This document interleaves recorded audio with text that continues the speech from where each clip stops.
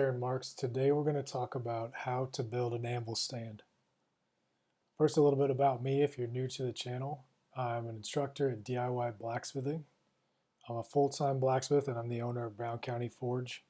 I started blacksmithing in 2011, so over a decade. I've had over 1,100 students in in-person classes as well as online, and I love blacksmithing within the first 10 seconds of trying it. So before we get going, there are 4 factors I always consider before starting a project. And here's kind of a summary of those, but the first one's time. So how long will it take me to do it? Will it save me time in the long run? The second one is money. How much will this cost me? Or can I buy a less expensive version? 3, availability. Are the materials available in my area? And 4, quality. Can I make something better than what's being sold? So if we look at this DIY anvil stand, the answers we come up with are pretty straightforward. So for time, I can get it done in a few hours, including gathering of materials, and it's going to save me days of waiting for a metal stand to ship or days of searching for an appropriate stump out in the woods.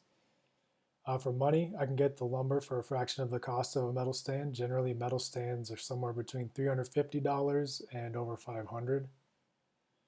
Availability, so number 3, I can get the materials from a local sawmill, Lowe's, Home Depot, or Menards.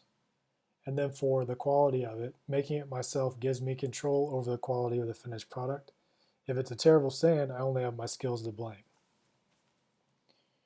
Okay, so the first step to making this stand is first to gather your materials. It just takes a few supplies and tools.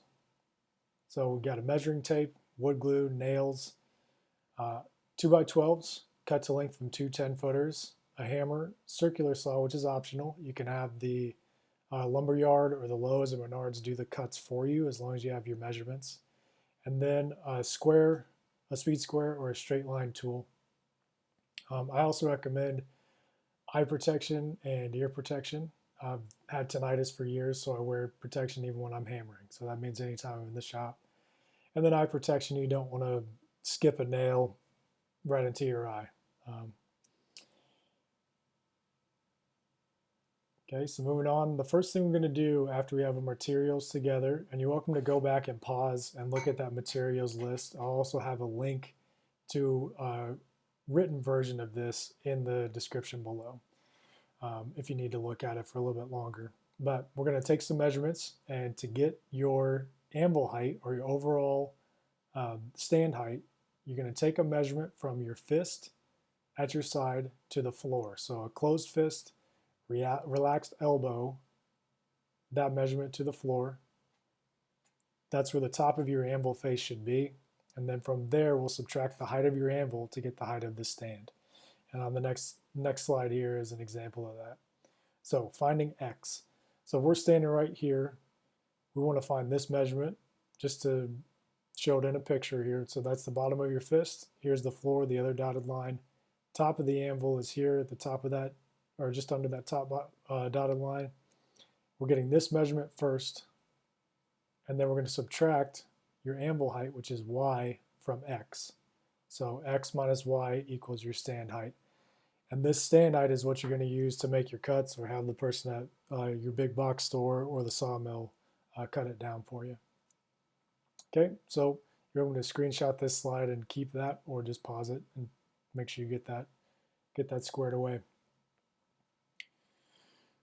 Okay, so why are we using 2x12s versus say 4x4s or something like that? 2x12s are nice and wide, so they make your base wider. That gives you more stability. They're fairly easy to come by. They're not as cheap as they used to be. So when I first made these stands, that was back in 2015. Now it's over double the price to get the same amount of lumber, which is a bummer, but you can still get it.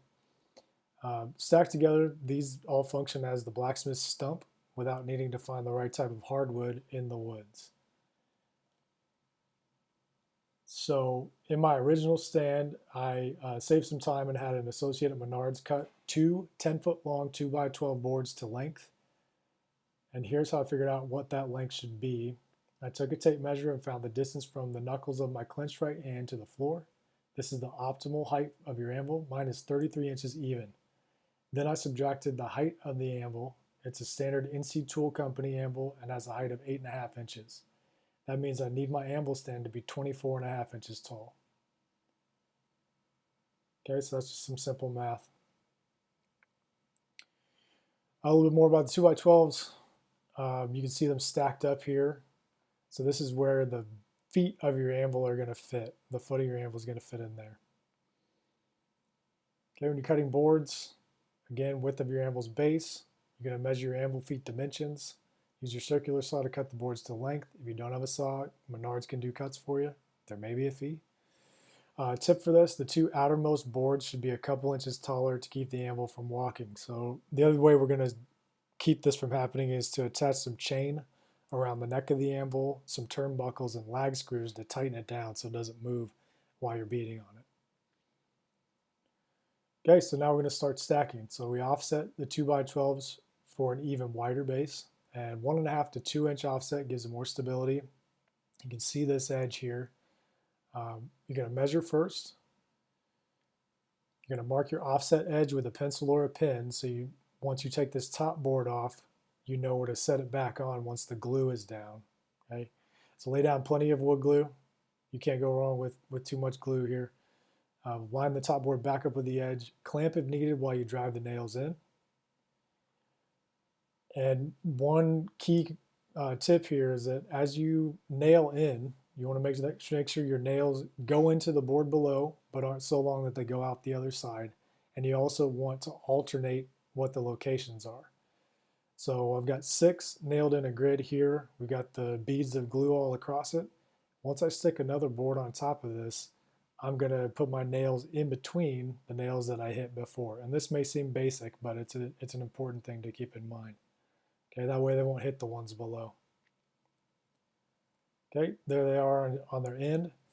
This is the strongest position for 2x material. As you're hammering down on your anvil, all that force is getting sent into the top of these boards where they're nice and strong, and they push back up at you to respond. So you always get a 2-for-1 deal when you're hammering on an anvil. As you hammer down with that hammer, the anvil pushes back and does the other half of the work for you.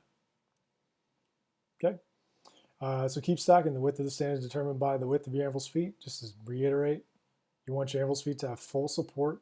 The 2 outermost boards were cut slightly taller, and you'll see an example of that. So we got the 2 outside boards. This keeps it from walking side to side. We keep it from walking front to back by throwing a couple nails over the feet on either side. That way it won't shift that way. Okay, so a little bit taller here. Here's the top-down view. This is where the feet of your anvil are going to fit in. All right. And now basically we're ready for the anvil. So your anvil should fit inside the 2 outside boards. To secure the anvil to the stand, use lag screws, turnbuckles, and chain. The chain wraps around the neck of the anvil. Turnbuckles connect the lags to the chain.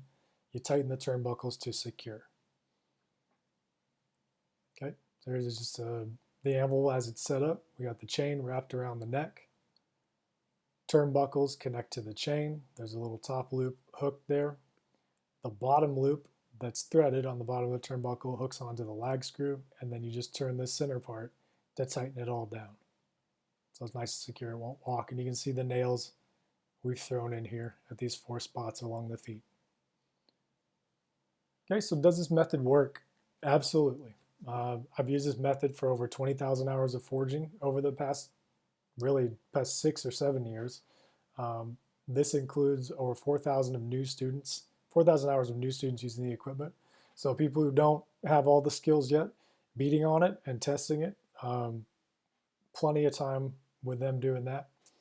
It's very simple, requires very few tools and supplies, and it's quick. So the first stand that I ever built, I built basically on a Sunday afternoon in about 3 hours. So I got all my boards together, I had my plan, and was out in the garage for a couple or 3 hours. Metal stands you can buy from places like Centaur Forge. They're going to cost you from $350, $500 plus. So let's take a look at what this is going to cost us versus that 350 to 500. So this has gone up over the years with lumber prices and prices of everything, really, just inflation stuff. Well, the total cost for this anvil stand is 77 bucks, at least where I am. It might vary where you are. The lumber for 2 by 12 by 10, two of those, so 10-foot long 2 by 12s, about $65. Your wood glue, $4. Maybe you can find it cheaper. That's great. Maybe you already have some in the garage. That's even better. A box of 7 or 8 penny nails, 2¼ inch long or 2½ inch long. It might be $8, or you may have some around. You just want to make sure that they'll go through the top board into the one below it. There's your total number. So 77. Very reasonable. A few hours of your time saves you hundreds of dollars. Okay, and then that's it. So you saved yourself hundreds of dollars on an anvil stand. You can take pride in the work you've done, and you're one step closer to blacksmithing on your own. And then just a quick slide here at the end. If you're ready to learn more, we have some options for that. You can take a DIY blacksmithing course. Those are available at diyblacksmithing.teachable.com.